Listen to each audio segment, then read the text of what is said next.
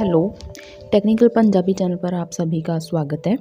जैसे कि जानते हो कि हम हिंदी साहित्य के रिगार्डिंग वीडियोज़ लेके आते हैं। आज हम एक नई वीडियो लेकर हाज़िर हुए हैं, जिसका विषय है तुलसीदास जी के काव्य ग्रंथ। जैसे कि पहली वीडियो में हमने तुलसीदास जी के जीवन के बारे में किया था और उनके वैसे मैंने ग्रंथों के नाम बताए थे। आज हम उनके 5 बड़े ग्रंथों के बारे में करेंगे। उनमें सबसे पहला ग्रंथ है जो रामचरितमानस।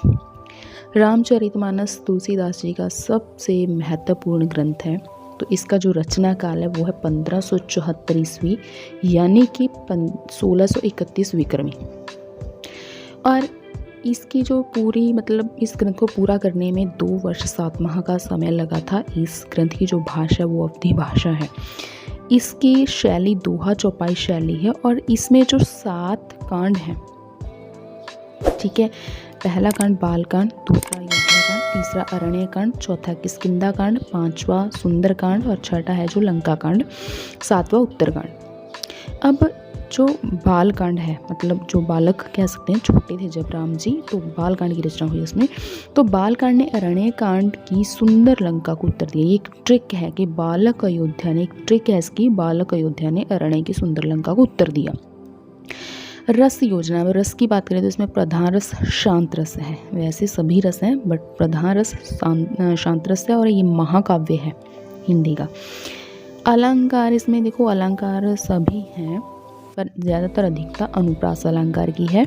और कुछ जैसे रामचरितमानस में जो एक तुलसीदास जी की महत्वपूर्ण विशेषता है कि मार्मिक स्थलों की पहचान करवाना, ठीक है।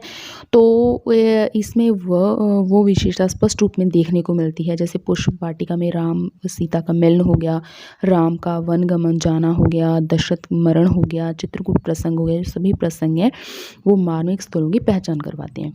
छंद देखें तो दोहा चौपाई शैली है, तो दोहा चौपाई जो छंद ही है, ठीक है।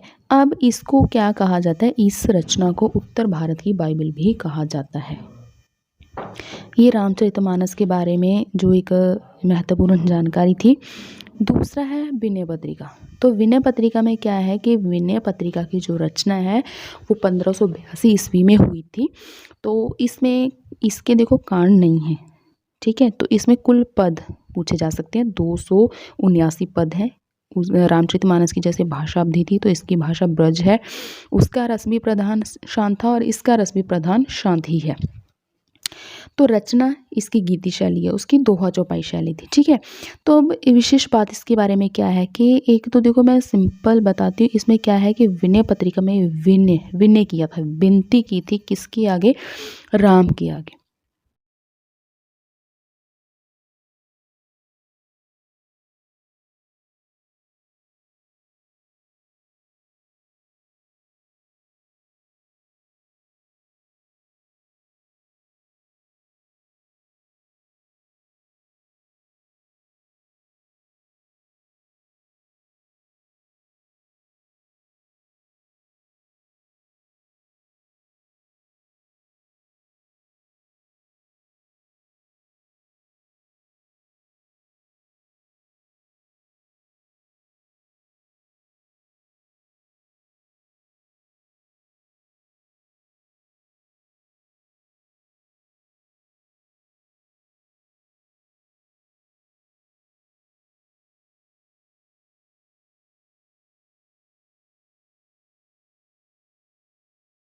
तीसरा ग्रंथ जो बड़ा ग्रंथ है गीतावली। तो गीतावली की जो रचना है वो 1571 ईस्वी में हुई थी और इसमें कुल पद 328 है, लेकिन इसमें कांड है 7 कांड है, ठीक है। तो इसकी जो शैली है वो गीति शैली ही है गीतावली की। तो इसमें जो रस है वो श्रृंगार रस है, वात्सल्य श्रृंगार रस है, क्योंकि इसमें गीतावली राम जी के बाल जीवन के बारे में है, बाल लीलाओं के बारे में है उनके। तो अब इसमें क्या है कि ये जो है इसका आरंभ राम के जन्मोत्सव से होता है। इस रचना में जो एक काव्य है उसका प्रारंभ राम के जन्मोत्सव से होता है, जन्म से होता है, ठीक है। तो ये सफुट पदों के रूप में लिखी गई है ये पूरा जो ग्रंथ है। ये सेम जैसे सूरदास जी की सूर सागर रचना है वैसे ही गीतावली है। सूर सागर में जो कृष्ण जी की बाल लीलाएं देखने को मिलती हैं और गीतावली में हमें राम की बाल लीलाओं को के बारे में देखने को मिलता है। ठीक है, आगे है कवितावली। 1612 ईस्वी में इनकी रचना हुई थी और इसकी रचना शैली कवित सवया है कवितावली की। ठीक है, नाम से कवितावली, कवित सवया। तो इसमें 325 छंद हैं। तो इसकी भाषा है जो ब्रज भाषा है। ये जो छंद कवित सवया तो हमने याद रखना ही है। और इसका जो काल विभाजन है, इसमें 7 कांड, मतलब इसमें भी जो 7 कांड है, सबसे बड़ा कांड उत्तरकांड माना गया है। प्रधान रस में इसमें वीर रौद्र रस है, एक अद्वितीय वर्णन कह सकते हैं जिसका हुआ है, वो भयानक रस है। अब ये तुलसी जी की अंतिम रचना मानी गई। जो गीतावली है वो प्रथम रचना मानी जाती है तुलसीदास जी की, और ये अंतिम रचना मानी जाती है।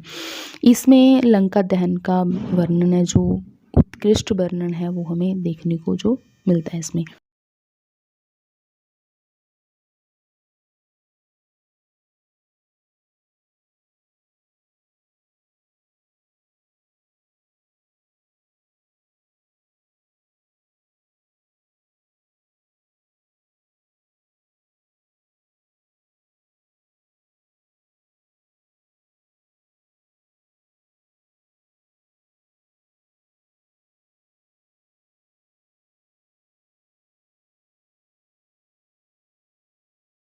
वीडियो को लाइक करें, शेयर करें, कमेंट करें, और इस तरह की वीडियोस देखने के लिए आप हमारे इस चैनल को सब्सक्राइब भी ज़रूर कीजिएगा। सो वीडियो देखने के लिए आपका बहुत बहुत धन्यवाद।